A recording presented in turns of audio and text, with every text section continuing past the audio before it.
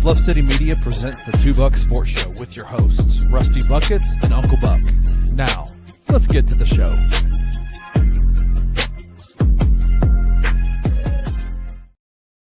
What is up, everybody? Happy Thursday here. You know, Drew and I we try and get in the studio early and get set up. There's always going to be issues, man. You know, the devil works hard, but the Bucks work harder. And so we're glad to be here with y'all, checking in live on this Thursday at lunchtime. I am your co-host, Rusty Buckets, coming to you live from East Memphis in the beautiful land in the world. And I got my guy, Drew Gann, a.k.a. Uncle Buck, checking in. Uncle Buck, how you doing, man? Good. I decided to experiment a little bit yesterday. I'm having some AirPod issues, and like most folks who have, use AirPods, you've got about 3 or 4 different mismatched pairs of AirPods gone by. Yeah. And so I was trying to mix and match and see if I could get one good set since these are going bad. And apparently I screwed the pooch up a little bit and had to research in my AirPods. That was the issue. And now for some reason I can't get the volume to cut down, and Rusty is just yelling in my ears right now. I mean, it is on 11 here. And it's good to know. And no matter what I do, I cannot get this volume down. So please, don't yell at me today. When I get excited here in a little bit, Uncle Buck's head's going to start throbbing a little bit. You'll see it pulsating a little bit, but no, we're good here. It is just, again, it's been a testing day. StreamYard didn't want to let me upload some graphics for today. We could get Drew's audio lined up. And if you're listening on Bluff City Media and you're a Bluff City Media personality, and you're the one that keeps changing the settings from dark mode to light mode, we're going to fight.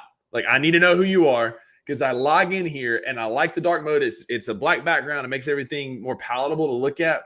But when you log in and it's the light mode, it just pops. And you talk about yelling, it feels like you open the browser and you're just like, yeah. So that's what I was about to say.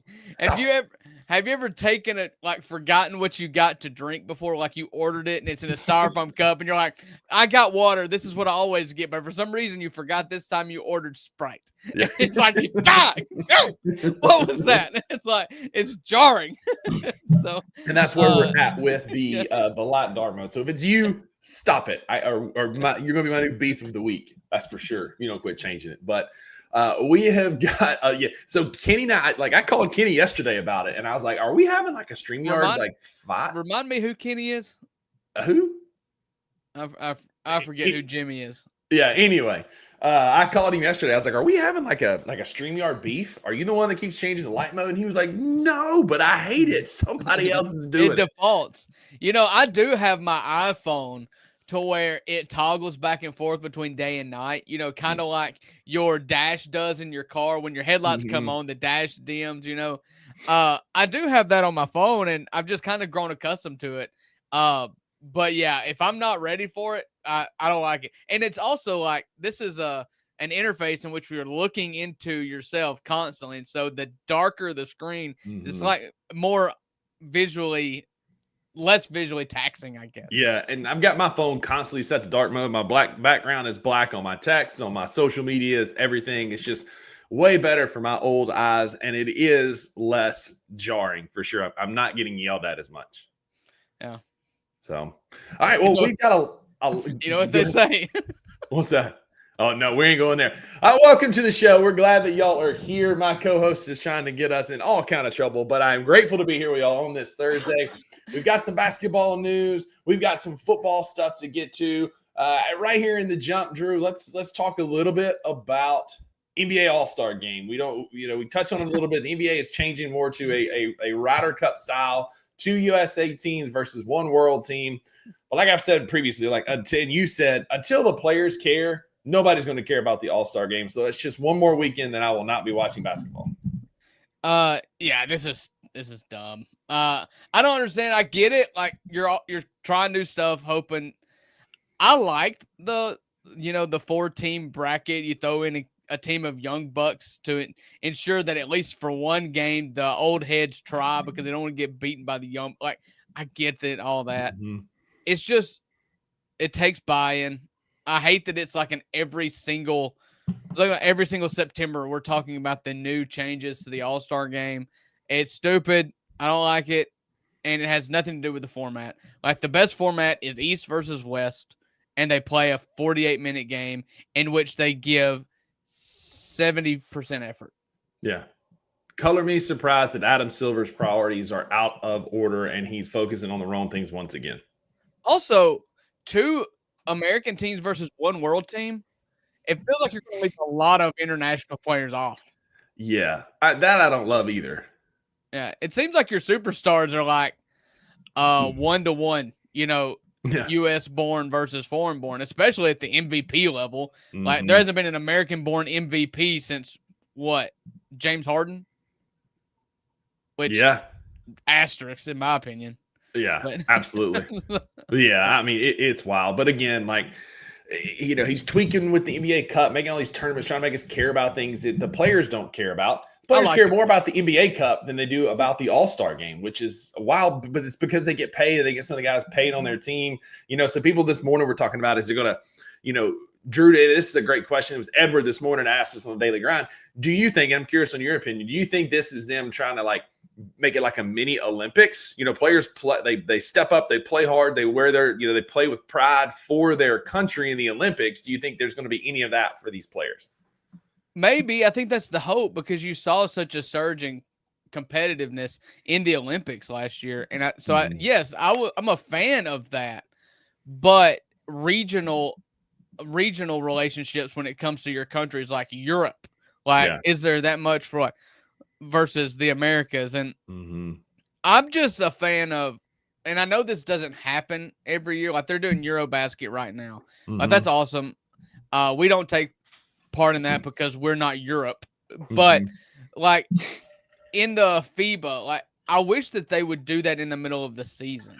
Like, how hockey, for their All-Star game, they did a battle of the nations, and it's a lot easier in hockey because they're really coming from like any one of 6 countries globally. Yeah. And so that's easier.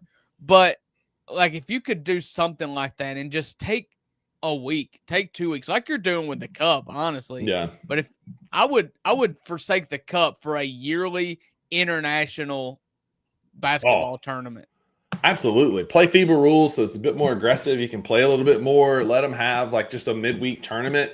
Let's do that instead of the All-Star break. You can do that instead of the NBA Cup. Combine them into one. Then you've got like USA versus World there, but you can represent your country again. Gives you another opportunity to, again, wear your country across your chest and represent them. And maybe the players will buy in. But again, until the players buy in, Adam Silver can dress this thing up however he wants to, whatever style he wants to. It ain't going to matter because the players don't care. Yeah, and there was a time there where they didn't even care about the Olympics. Yeah. So, well, thankfully that's passed. And so we'll see the next generation because LeBron and Steph's not going to play in another Olympics. And, you couldn't afford Kawhi Leonard. Couldn't plant enough trees to afford Kawhi Leonard. So that's it. That's exactly right. But I want to take this time to remind you of a couple of things. Remember, we are on social medias at the number 2 Bucks_BCM. That's where you find all of our polls. We're going to post our power. We were doing some a power ranking today. Uncle Buck came up with an incredible new title for it. So we're going to talk about that in the next segment. Super stoked about that. Like he sent it to me this morning and I was like, bam, that's it. Beautiful. You didn't sound excited about it at the time. Well, I was in the middle when we were talking about it. Like I said earlier, I tweaked my back in the gym last week. Long story long, I'm getting old. And so I was getting worked on. And so I love the idea. It's really great. So we're going to hang on to that. We're going to talk some professional football because we got that coming up. But make sure you follow us at number 2 Bucks_BCM because that's where we post our polls. We'll post our big 3. We get votes. We ask for topics, things you want us to talk about, ways that you can contribute to the show and be a part of it on Instagram and on X at the number 2 Bucks_BCM. It's hard for me to talk these days, I guess, as I'm getting old. Like I said earlier, also check out Ounce of Hope, ouncehope.com, code Bluff City, get you 15% off your first order. And on the other side of the break, we got foosball.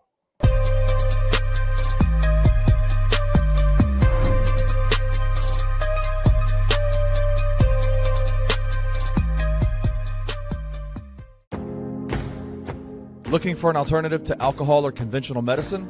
Check out Ounce of Hope, a Memphis-based dispensary with 2 local stores in the Sanderland Center and on South Cooper Street. You can get all the products you need in a location convenient to you. Each store offers an intentional shopping experience with dedicated bud tenders to answer all of your questions, from product selection and mushroom blends to our personal favorite, the Delta 9 seltzers. You gotta try the Peach Buzz. Try Ounce of Hope at either one of their 2 Memphis stores or at www.ounceofhope.com for convenient products shipped right to your door. Use the promo code BluffCity for 15% off any order, excluding sale items. Cannot be used in conjunction with other promotions or discounts. One use per customer.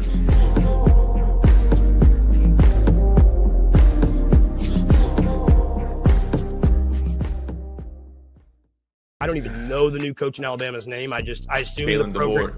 I assume the program died when Saban left. I'm just like, I don't know. Yeah, man. Like, they're too worried about TikTok dances and like rumors flying that they're up to 2 a.m.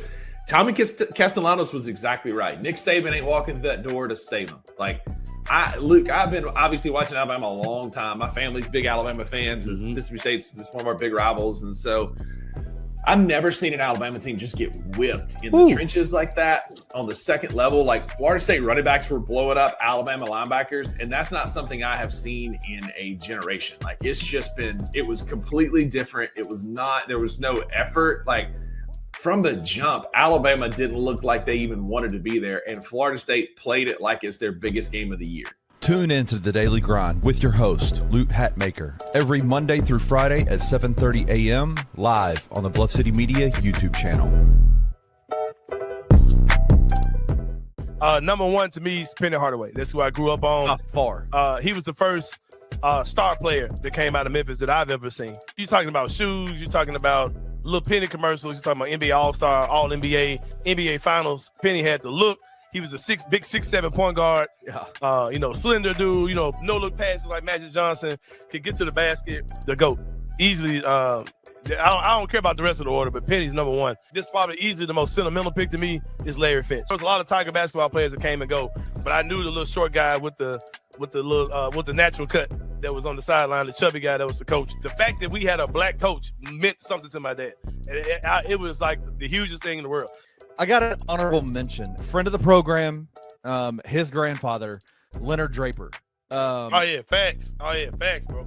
Leonard Draper. He ain't in my vote, but he bro, as far as like influence, like facts, yo. The hand he's had on every aspect of Memphis basketball. We think about the history of Memphis basketball and how Memphis basketball is like the Memphis Tiger basketball program is like massively influential in our city.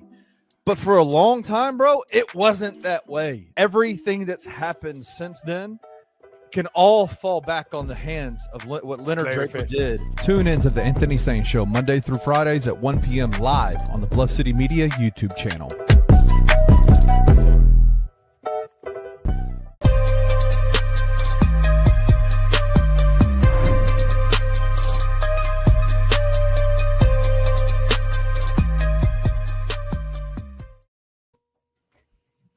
Welcome back to the $2 Sports Show. My ear pods are working now and nobody's yelling at me. Good grief. That music started in the commercial, and I hope it's not that loud for everybody else. Or if I was listening to a podcast and the music in the commercials was that loud, I don't think I'd ever listen to it again. It was so loud in my headphones, but I think that was just me. Seeing him off stage doing this as his earbud, you know what? Hey, real quick for Uncle Buck getting it fixed. Round of applause. Rusty has found a new button. I found a new button as I was playing around with StreamYard earlier, waiting on you to get in the studio. But wait, there's more. Hang on, more is coming. But in our second segment, we always talk about college football, Uncle Buck. And we're 1 week in. And what do college football fans love more than anything is rankings. Yeah. Listen, I have email notifications for every single Monday. It wasn't this Monday because this Monday was Labor Day. But every single Monday, I get an email notification anytime the AP Top 25 poll is released. So, yeah, we love talking points. We love seeing where our team stacks up. And so here at the $2, we like to give our own. We did this last year once the college football committee polls came out. We did our own brackets of our top 12 teams. It's coming. This year, we're going to start earlier. We're going to start right after week 1 with our own poll. And we're rednecks here. We love a good rodeo. I love this so much. And so as Rusty loves puns. I love being a redneck, finding something that is funny and quirky and a way to brand something that everybody does. So how do we make it different? That it's all in the title. And so at a rodeo, if you guys don't know, if you've never been, they have this thing for kids. Most times for kids. Some drunk adults have done it on many occasions. To where they put a $5 bill at the top of a pole, like a flagpole. They grease this pole, and the first one up the pole gets the $5. And it is hilarity. So this is the $2 Sports Show college football greased pole week number 1, because it's always a fight to the top. It's a struggle to get to the top, and it's even harder to stay there. This is the greased pole. I love that. And so for the inaugural first ever $2 grease poll, we're going to release Uncle Buck's first. A little drum roll to get it up. Grease pole rankings. The grease pole, P-O-L-L. It is not misspelled on accident. It's misspelled on purpose. So here's my greased poll for week number 1, entering week number 2. Not much you can go on. Week 1 was entertaining, had a lot of good games. More games, I feel like, in week 1 that were meaningful than ever before. But still, just not a lot you can take. So I'm glad we're only doing 10 polls. Yeah. 10 spots here. Number 1's easy. Ohio State had the biggest win of the week. They were preseason number 3, right? Or number 3. They were number 3. Penn State and was number 2. And they beat preseason number 1. And so Ohio State's number 1. LSU, I talked yesterday about how I'm impressed I am with LSU. I think they win the SEC this year. After 1 week, that's my hot take. LSU's always good offensively. They have struggled mightily defensively. And the defense was amazing on the road in Clemson, South Carolina, to get that big win on Saturday night. Georgia is kind of a default here. This is the first place. Number 4 is probably the first place I'll stun some people. I'm not out on Texas at all. That was a rock fight. Arch Manning was stunned by the moment. Arch Manning is not a bad quarterback. Were the expectations too high? Yes. But when your expectations are that high, there's a lot of room to underachieve and be a really good quarterback, which I think Arch Manning is. And you saw that defense. They went on the road in the Horseshoe and held Ohio State to 14 points. Like, that's legit. NFL guys all over that roster. Arch Manning doesn't suck. They're going to be just fine. They should be equal, in my opinion, with Georgia and LSU for odds to win the SEC this year. I like it. Penn State number 5. Listen, I always struggle having Penn State at the top. They are now number 2 in the AP poll. I don't like it. I just have such a bias against them based on how many times they have not won the big game. But obligatory number 5 here. Same with Oregon. Didn't do much. Miami moves up into my top 10. Well into my top 10 at number 7. They had a big game. Carson Beck looked really good in a win against Notre Dame. Clemson, I didn't penalize a lot for the same reason I didn't penalize Texas a lot. I hold Ohio State and I hold LSU really high, so I can't in turn penalize Miami. Clemson. 9 Florida State. Listen, the most stunning victory with the lack of stats and lack of data. I guess I only have 1 game to go from. It's hard not to put Florida State in there. Yeah, and I think Oklahoma's really good. They got my 10th spot for me. John Mateer had almost 400 yards passing. I talk about a lot returning quarterbacks. John Mateer is not a returning quarterback per se, but Oklahoma has a really good defense, and they brought in John Mateer and his coordinator from Washington State, so they do have that continuity. I am a believer in Oklahoma going forward, too. So that is my Grease poll rankings. I like it. Updated championship odds from FanDuel based on Drew's poll. We've got Ohio State as the new favorite for the national champion at plus 600. LSU has jumped all the way up to plus 1,000. Georgia still sits at plus 650. Texas is at plus 700, and Penn State's plus 650. Updated FanDuel odds for you on the national champion contenders. little bit of movement at the top based on like you said, the big games in this past weekend. And so that's Uncle Buck's Grease poll. My Grease poll. Come on. Is very similar. So you got LSU at the top. I was very impressed with them. Nothing against Ohio State, nothing against Texas. But again, I think that LSU and Clemson are going to be two of the best teams in the country at the end of the year, which is why I have Clemson at number 6. I didn't punish them a ton either. I'm getting there. So if you remember last year to the playoff poll, my number 12 team wasn't always the number 12 team. It was the team that I was most impressed by in the previous week. So we'll get there. We'll get there. So we got LSU at number 1. I think they're the best team in football with the best win over the other best team in football to me in Clemson. Ohio State, number 2. I don't hate what they did. Obviously, they beat a great Texas team. Their defense is really good. I think Julian Saint's only going to get better. And it doesn't hurt to be able to turn around and throw the football to Jeremiah Smith. That's also going to help you get better as the year goes on. So I'm a big believer in Ohio State running the table in the Big Ten. Miami at number 3. Again, I'm not a huge Notre Dame guy. I took them all the way out of my top 10 after losing to Miami. But they're going to be a good team. They're going to run the table with the rest of their schedule. They have Texas A&M and Boise State left as the only good teams. But Miami was impressive. Carson Beck looked the part. He was back to his normal self. You could tell he had spent a lot of time studying and being ready for that game, and Miami showed up with only 8 returning players. And the defense that they played, I'm a big, big fan of what Miami did to Notre Dame. Penn State, Georgia, obligatory 4-5. They haven't shown me anything yet, so not going to penalize them. They are what they are. Texas to number 7 after losing to Ohio State. I got South Carolina coming in at number 8. Again, I'm big on the Gamecocks. I've been saying that all year. I think they're going to be a team that's going to make some noise in the SEC. Not necessarily win, but I think they're heading towards a 9 or 10 win season again. I was impressed with what Lenore Sellers and that defense did in the second half after a slow start. Oregon, same. Until they prove something, they're 9. They're undefeated. They're 1-0. I like Dan Lanning. That's why they're there. And again, if you watched the 2 Buck Sports Show last year, you understand that my 12th seed, the last one on there, was always the team I was most impressed with.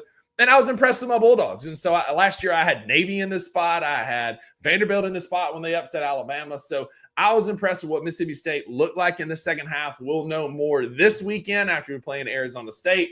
But I'm slipping number 10. My Bulldogs in at Mississippi State at number 10 on my power rankings in the first edition of the Greased poll that has ever been on the 2 Buck Sports Show. Yeah. So 2 beefs I have with yours. Clemson lost at home. Texas lost on the road. I would flip those 2. Fair. 2, I thought I had Ole Miss in mind. Ole Miss is 4th in ESPN's FPI poll.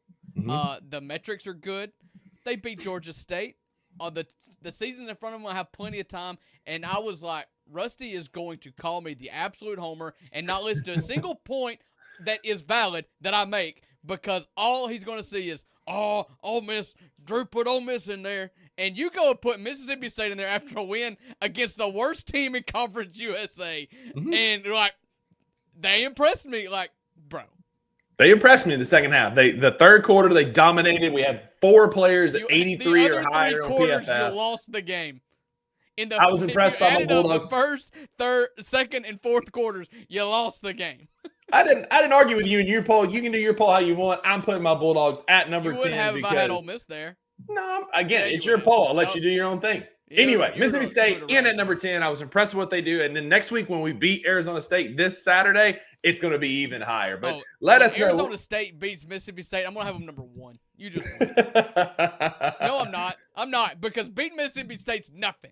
I love how much this irritated. This is another reason why I put Mississippi State at number 10, because I knew this would get some crawl out of Drew. But we're going to find out more. We're going to be picking against the spread tomorrow. We've got a lot of football coming up this weekend, including the Mississippi State-Arizona State game. Uncle Buck, Drew, and I are going to be picking against FanDuel spread for the games this weekend. Drew, any of these teams, I guess, and you can say Mississippi State, that's fine. But of these teams on my poll and on your poll, which teams this weekend need to be on upset alert? Are there any teams here that are going to lose this weekend? Well, I mean, off the top of my head, I don't have the schedule for I'm all pulling these the teams schedule up right now. But off the top of my head, Michigan rolls into Norman, Oklahoma. I'm not exactly high on Michigan, although I do think if Bryce Underwood is what we think Bryce Underwood can be, and he decides to be it early, then Michigan's going to be a problem for a long time. Bryce Underwood has got Cam Newton writ all over him. You know, when you just talk about size, arm talent, physicality, athleticism. I'm high on Oklahoma. I think Oklahoma should be favored in this game. I think Oklahoma will win this game. But you're talking about upset alert. Bryce Underwood is a game changer if he's good.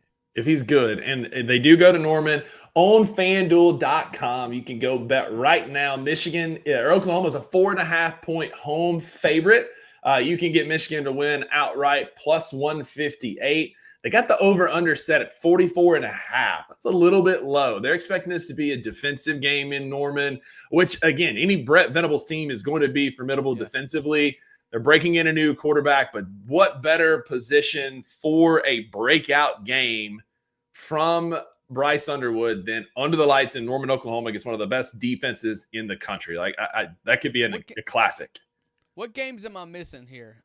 Remind me, because Ohio. I don't imagine Ohio State, LSU, Texas, any of the teams that Florida State that played big games in week 1. I imagine they're playing cupcakes in week 2. So yeah, so we've got like Penn Texas State, got Oregon. San Jose State. They got they're 36.5-point home favorite. They're going to Penn beat State them by 90. Yeah. 90. Penn State's got FIU.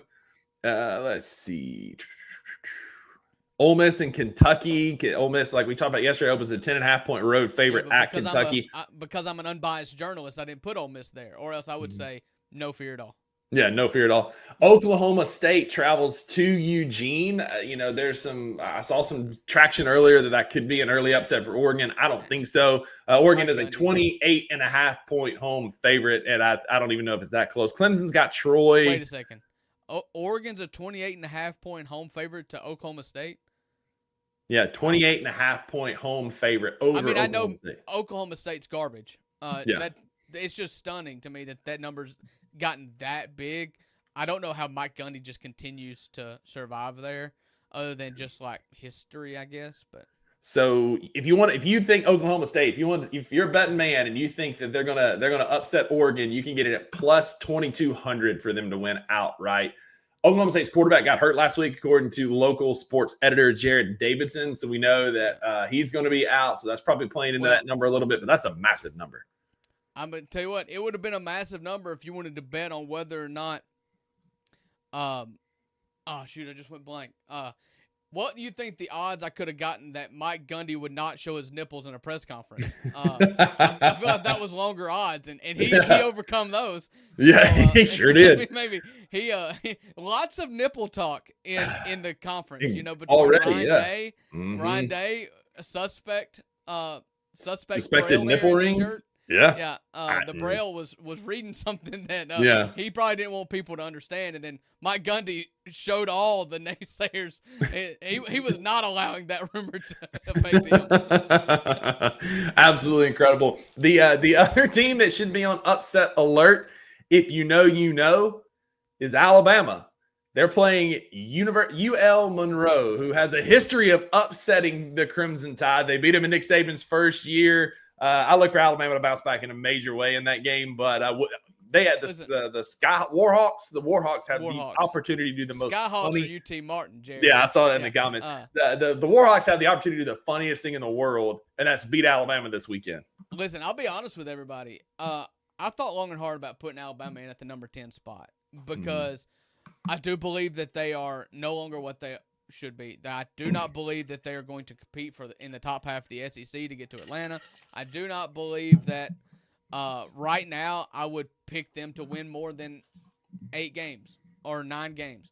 However, we're talking about overreactions, and I talked about earlier in the week how last year Notre Dame did lose to Northern Illinois, and then they did make it to the college football semifinals, beating Georgia on the way. You do see these close games and weird games in week 1, and it doesn't always define the season anymore because you've got 12 teams in the playoff. Is it possible that Alabama is embarrassed and it took them getting embarrassed to kick them into gear? Again, we're not talking about lack of athletes here. We're talking about lack of motivation. Sometimes to get motivated, it takes getting knocked down and getting made fun of for a week. So there is a recipe there for Alabama to still. We're talking about I'm talking about the number 10 team here, like possibly.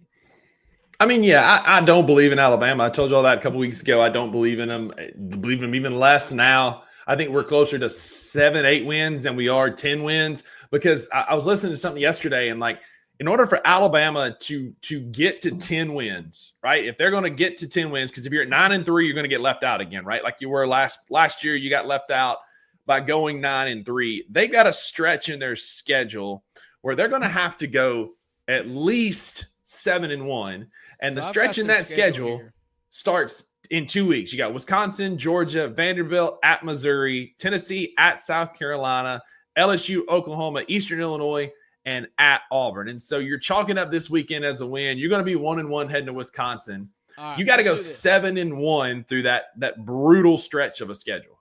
All right, let's do this. I'll do it quickly, and you just give me your win-loss toss. Give me a win, give me a loss, give me a toss-up, okay? Yep. Louisiana Monroe. Don't be win. Silly. It's a win. Wisconsin. Win. It's a win. That Wisconsin team has been really bad since Luke Fickell took over. Win. Bye week, Georgia. Loss. Okay. Vanderbilt in Tuscaloosa. Win. You can get cute and say it's a toss, but I think it's a win. It's a win. All right. Missouri and Columbia. That one I'm going to say toss simply because it's in Columbia. Since I'm letting you answer, I won't argue, but I think that would be a win. But so you've got two toss. You got one toss so far, one loss. Okay. Tennessee and Tuscaloosa. Toss. South Carolina and Columbia. I want to say loss, but I'll give it a toss. I'll keep it at toss. LSU at home. Loss. LSU in Tuscaloosa. Loss. Oklahoma in Tuscaloosa. Toss. Okay, I should have been writing this down. Eastern Illinois. Win. Is a win. And then at Auburn. I think that's a win. You had a Georgia loss, a LSU loss, and then and Auburn and Eastern Illinois wins. The rest were toss. Okay. I don't know. What a great segment that was. All right. So right now you've got them at 2-1 with a win against Wisconsin, 2-2 with a loss to Georgia, 3-2. Missouri, you said what? Toss. All right, so we're going to say 3-2 again. Toss with Tennessee. We're still at 3-2. Yep. 3-3. 4-3, 5-3. So I've got them at 5-3 with toss with what 4 more toss ups. And to go 9-0, you got 9-3. You got to win all of them. Yeah. And even 9-3 won't get you in. That's what I'm saying. Like you've got to go 7-1 through that stretch, and it's a brutal stretch to go through with games against Georgia, at South Carolina, who almost beat you in Tuscaloosa last year, is going to be out for blood. Steven Tennessee Garcia says, "What's up?" Yeah, exactly. Tennessee is looking strong. LSU is going to beat that Alabama team like that. As physical as LSU was against Clemson, they're going to hurt that Alabama team. And then Auburn is quirky on the plains, but I still think they can beat them. It's a tough road ahead for the Crimson Tide. But Drew, tonight we have NFL football, baby. It is back. There is something. Opening night is great. I'm an NFL fan. I'm a fantasy football fan, 1. I'm a Saints fan, 2, which means I'm moving them down the list. They're terrible. I don't want to watch them. I didn't draft any Saints on purpose because I don't want to watch the freaking Saints. They're awful. They're the worst run franchise in professional sports, and they're going to somehow go 7-10 this year and get the 13th pick in the draft, and it's just going to continue this cycle of nothing and crap. Okay? Exactly. But fantasy football is great. Opening night is great. And the worlds are colliding tonight because it is an amazing fantasy football matchup. You've got Saquon, Jalen Hurts, A.J. Brown, Devontae Smith on one side. The other side, you've got Dak and CeeDee Lamb. And George Pickens is there now. Jake Ferguson, he's a solid tight end. Like you got Dallas Goedert for the Eagles. Like there's a lot of fantasy football.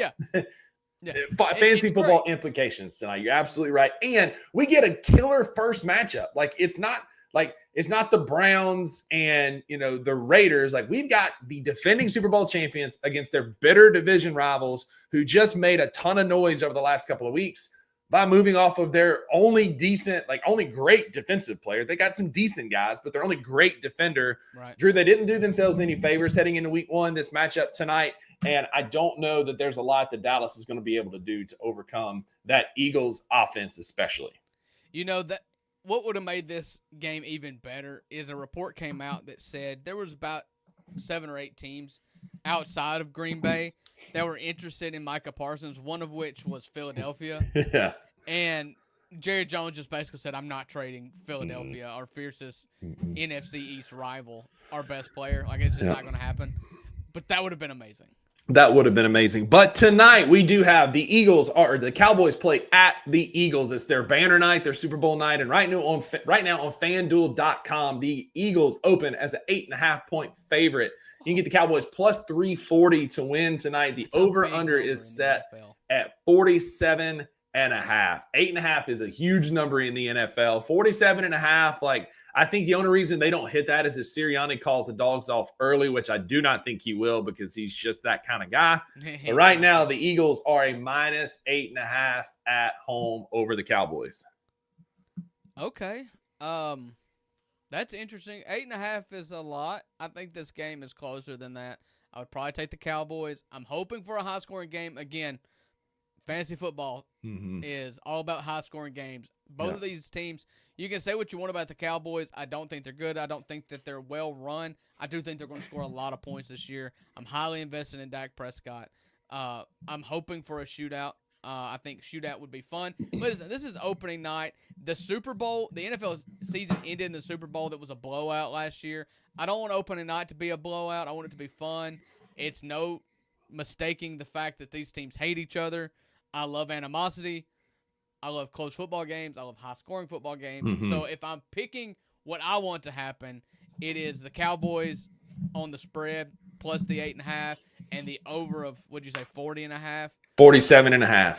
Or 47.5. I want to go over on that and just hope for a barn burner. Yeah, exactly. And so right now, FanDuel has a new wager option. It's called FanDuel Your Way. It just dropped. It's super cool. I found it this morning when I was getting ready for the show. And what you can do is you can go in and you can tweak any line. You can tweak any player prop, any outcome, any kind of touchdown, first quarter, second quarter, third quarter results. You can build a parlay your way at FanDuel.com using FanDuel Your Way. So I cooked up 2 for you to look at here. So the first one you can get at plus 2,015 is Saquon scoring the first touchdown, Jalen Hurts an anytime touchdown, Saquon 100+ rushing yards, and Dak at 225+ on the passing yards. I feel good about that one, Uncle Buck. This is a good fantasy option as well, and I like this first bet. Yeah. So a $10 bet here would win you over $200. If you want to get frisky and really take the dive on this, $100 bet will win you $2,000. Any one of these lines, these are why parlays are so dangerous. I like any one of these lines. Like Saquon first touchdown, I like it. I bet you get pretty good odds on that because then a lot of that rides on the coin flip. You hope that Philly gets the ball first, and then you have to hope that they score, and it's Saquon. So right now, real quick, right now the line for Saquon is minus 205 anytime, plus 380 first, and plus 460 to score the last touchdown. Okay. So, yeah, I like that. I like Jalen Hurts anytime touchdown. They did not ban the tush push, so that's always an option. It's probably the biggest detractor to Saquon Barkley in fantasy and in this line is that you hope that Saquon gets a rushing touchdown, but he's going to have to do it from outside the 2-yard line. That's exactly right. Jalen Hurts right now is minus 156 anytime, plus 440 first, plus 500 for the last touchdown on FanDuel.com. So what's the longest shot odds you've got here? The longest of the two. Are you talking about like of the 2 bets here on your screen? It's obvious the second one. So you got AJ Brown at 70+ receiving yards. I can do math. I was lobbing it for you to tell us about it. I'm so sorry. Yeah, got it. My bad. So AJ Brown 70+ receiving yards. Jalen Hurts plus 230 on the passing yards. I like CeeDee Lamb 7+ receptions. That would help Luke Hatmaker in fantasy against me, which I don't like, but I like that line because Dak is going to throw them the ball a whole lot. I think the one that kind of makes me nervous is right here. Dallas at less than 19.5 And then you got Dak to record more rushing and passing yards combined than Jalen Hurts. I feel good about that one, but this is the NFL, and Dallas can move the football, and they can score at a fairly high level. I can see this one being like a 31-28, 34-30 kind of finish. And so Dallas at less than 19.5 points makes me a little bit nervous, but I do like it. Yeah, I don't worry about Dallas scoring points as much. Now, you have to separate yourself. The NFL is much different than college. I made the comment that 8.5 was a big line for a divisional matchup between teams of this caliber in the NFL. That is polar opposite to what you would think in college football. For instance, Ole Miss is going on the road to Kentucky, and they're favored by 10.5. Like that, and that's not alarming. Yeah, you do have to do it. So listen, if I'm going to put $10 on one of them, I'll just go with the one that gives me $690 versus because I've got, again, I can't bet. I would bet the same way that I do fantasies. Like, I'm always just kind of taking shots to win big. You know, I'd rather have $10 and hope to win $690 versus $10 and win $2,000. When is it really that big of a difference? Yeah, you get one more in the second one. I'll ask you this too, Drew, over at FanDuel.com. They've got the over-under for point totals, and this is one thing that you can always bet on at an over and under how many points each team is going to score. So they got the over-under set for the Cowboys at 19.5, which I took. They've got the Eagles set at 29.5. Give me which team you think is more likely to go over and which team is more likely to go under. Eagles at 29.5 or Cowboys at 19.5?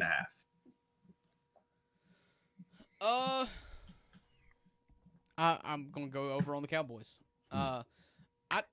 Listen, the Cowboys are skewed. They are a very polarizing team. You either love them, but most of us hate them. You root against them.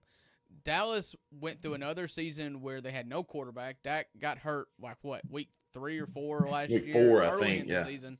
And we've just we're kind of using last season's opinion of Dallas to talk about this season. I think it helps their offensive numbers that they traded away Micah Parsons. I think it helps when you're talking about fantasy. You're talking about overs on yardage for Dak Prescott, overs on yardage and catches for CeeDee Lamb. They're just going to have more offensive possessions because it's going to be even harder to stop folks. So, yeah, over 19.5 folks. I don't necessarily think, and you can tell me if I'm wrong, Philly's not just like the stoutest defense ever. No. They're good. They're good up front. Good up front. They've got they're decent in the secondary, but they're not like a world beater defense by any means. So on FanDuel, the money is speaking to it's more likely for the Eagles to go under at minus 118 versus the Cowboys going over at minus 120. So the people think that the Cowboys are going to score more and the Eagles are going to score under 29.5. But we're going to update this each week with the highlighted NFL games of the day. I think on Thursdays, we're going to do a FanDuel Your Way type segment where we can talk about some different bets and some ways to help you win some money on FanDuel.com. So, we got Grizzlies breaking news. Oh. You want to do that now? Let's do it. You want to hit the ShamWow? Oh, do we still have the Sham? Oh. Wow. Wow. Wow. Wow. Wow. Big news. Big, huge news. Huge. The Memphis Grizzlies have agreed to a 2-way contract with former Dallas Maverick draft pick Olivier Maxence Prosper. Now, since we've gotten this news, this show's going to go at least 2.5 hours. Lots of stuff to break down that Rusty's got in his folder there of Olivier Maxence Prosper. I do. Shout out Jared for the ShamWow photo there. But what the thing that stands out to me here is what are we going to do with this? This tells me one of two things: that there's been no Jemai Meshack news, and so either he's going to be a full contract guy or he's going to be a full hustle guy. Ooh, I need to brush up on this. So 2-way guys that we know are Javon Small, now Olivier Maxence Prosper. Is there a third? Because there is no Zion Poole and there is no Yuki Kawamura. Help me out, chat. But I think we've got. I think he's our third guy, if I'm not mistaken. Memphis. I think Meshack. Jared says he thinks Meshack gets a full deal during training camp. That would have to come at the expense of somebody. PJ Hall, that's complete. Yeah, PJ Hall, we signed the big center. So all three, yes, thank you. All three of our two-way contracts are full now. So we're either getting, you're either a PJ Hall, former Clemson Tiger, who gave buckets to Memphis right here in the FedEx Forum. But this like Meshack is gonna get the full deal or a hustle contract. And so I think that like Jared's right, like we're gonna like training camp is where it's gonna be made known. So I think he still got like one more like tryout almost. Like he looked good in summer league. I think the Grizzlies are going to wait and see what happens with him in training camp before they give him a full contract before the season starts, or he will be a full-time hustle guy. Hustle guy. You know, I think the original thought was that he was going to be a full-time hustle guy, not on a two-way. You still own his rights because you drafted him with the last pick of the draft. And so you don't have a lot of value like invested in him when it comes to like draft equity or anything like that. He did kind of stick out in summer league though, which kind of made them we surmised or we hypothesized that would change their mind, but it doesn't seem like it did. You know, could he wow somebody? But then you're going to have to cut somebody else. You just signed Cam Spencer to a real big league contract. You've still got Vince. You've still got Gigi. You still got Jitty. Yeah, but I was thinking about guys that we just brought up recently. Obviously, Scottie Pippen converted from a two-way deal. So there's not really guys that I would look at cutting that make sense because Jitty, it doesn't make sense really to cut because he makes too much money. If we were going to waive him, it would have happened already. A, B, with him commanding over $6 million going into an expiring contract, he's a guy that's more likely to be dealt at the deadline in a deal as an expiring contract to either bring back or send out somebody if we need to. Right. So there's always moves to be made here too. We're not the only team that's got a roster crunch that's looking at, or that may even need a player. So this is interesting though. Shout out to Derek Lively Muse on X. He posted a highlight reel of who they're calling OMP. Omax. Yeah. Omax is the other nickname on here. And he's got a smooth looking 3-point shot. He's a shot blocker. He can get to the rim and block some shots, but he's got a really good looking 3-point shot. I don't know that he takes a whole lot of them. I'm not sitting here saying that it's going to be great or he's going to be a player, but there's a lot of Mavs fans in here that are saying that, happy to see him land somewhere, sad to see him go. We'll see what it turns out. If anything, that the Memphis Grizzlies can find guys, diamonds in the rough. We've parlayed Jay Huff, a former defensive player of the year in the G League, came to Memphis, couldn't defend a soul, but hit some threes, and he turned that into a full-time starting gig with the Indiana Pacers. I feel like there's going to be we know how to make people punch above their weight class, and maybe we can do that here with Omax. A very good job developing. I know that Dallas fans were high on Omax. I do remember seeing that even before you said it. All three guys on the two-way now, or two of the three guys on the two-way now, big guys. And so that's where we're shyest at on the big league roster too, because you're going in with the 5 position being the only true 5, I guess you've got is Zach Edey. Then you've got some. You got Jock Landale, who's like a 4-5 stretch. Landale. I've got to brush up. We are absolutely in football mode here. So. Yeah. So I'll say this, Drew. You've seen Jaren, you've seen Edey, both without boots. Not trying to be controversial, say whatever, but this does make me go, as to what the prospects of Jaren being there for opening night. I've said that he might miss maybe the first month with his turf toe. There's a lot of people saying, no, he's looking good. He's going to come back, blah, blah, blah, blah, blah. But I think signing another big tells me that we're going to hang out. Like Jaren might be a bit of a slower start. I've already said, Zach, we won't see Zach Edey until at least November, possibly December, given the nature of his surgery. This tells me that I might be correct on Jaren being a little bit behind pace as well, because now we've signed 2 of our 3 two-ways are big guys that can fill in that gap. And then once those guys you can let go, you don't have to keep them on the team when Jaren and Edey come back if PJ Hall or Omax don't work out for whatever reason. Yeah, you can look at it that way. I don't tend to think that they're going to make two-way decisions based on Jaren Jackson Jr.'s health. I think that it's just you're kind of building in 2 ways. We play a lot of ways, but I think that you look at a guy like Omax here. Sham said he had multiple offers It seemed like a guy they targeted anyways. Maybe. Considering he had multiple offers, it wouldn't surprise me either if he had a 2-year deal as a two-way. And especially if that is the case, I don't think it had anything to do with a hint at a Jaren Jackson Jr. injury.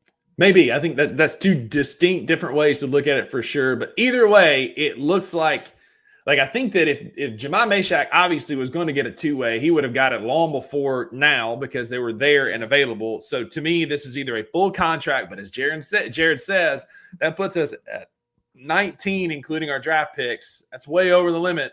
I think the tea leaves are pointing towards a full-time hustle gig for Jemai Mashack to start his NBA career. Well, 19 including the two-ways, I'm sure. So you've got 15 roster players, 3 two-ways. So you only have one to cut right now. I guess JD's got to be the only one that makes sense, right? Yeah, I mean, maybe I could be sold on them being totally out on Vince Williams Jr. possibly. That's a lot, yeah. I would tend to think not. Listen, coaches love Jitty. Everybody makes their jokes. I don't make any jokes on Jitty. He is a high volume rebounder from the guard position. He can shoot okay from 3. He hustles. Like, he's a guy you want on your team as your 15th guy. You know, you're not going to keep him for a guy that like Vince Williams if you love Vince Williams. But yeah, Jared pulled up an interesting point. Could once everybody's healthy, could PJ Hall be let go? I'm looking up to see if he signed a 2-year or it's a 1-year 2-way contract with the Memphis Grizzlies. Play both, obviously Grizz and Hustle. Maybe. I think that could be, and compensation salary of $0 for the 25-26 season, but with a compensation protection clause that increases if he remains with the team after a specific date. So that could be the move, that you cut PJ Hall once we're fully healthy and you slide Jemai Mashack into that final 2-way deal. So this could have been, so if that's the case, then this to me, yes, is saying this is big man insurance.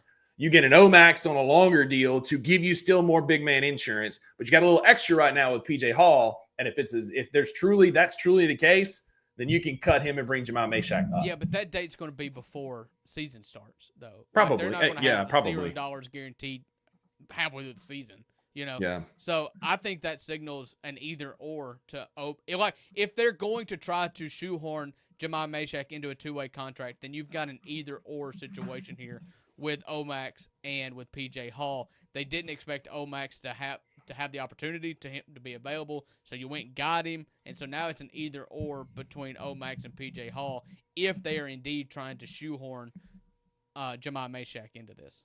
Yeah. I was trying to see. It looks. Edward asked what he missed. The Grizzlies signed Olivier Maxence Prosper, former Dallas Maverick, to a 2-way deal just about 5-10 minutes ago. Yeah, so the Grizzlies have until the only date I can find, and it's probably buried in contract somewhere, way smarter for me to find. But the only deadline is June 29th of next year for a qualifying offer, or he becomes an unrestricted free agent for PJ Hall. But I feel like that's kind of the move. It's an either or, and we're going to put Jemai Mashack on the hustle with the opportunity to get that final 2-way should we cut PJ Hall. And it's not that much money either. If they do cut, like it's a drop in the bucket. You've got cap space, and they're not going to put themselves in a position to where like dead money for a 2-way really affects them. Yeah, really affects exactly. them. But that's going to do it for your Thursday edition of the 2 Buck Sports Show. I'm your co-host, Rusty Buckets. I got my guy, Uncle Buck, here every Monday through Friday at 11 a.m. Central, God's time zone, as it has been said, on Bluff City Media's YouTube page.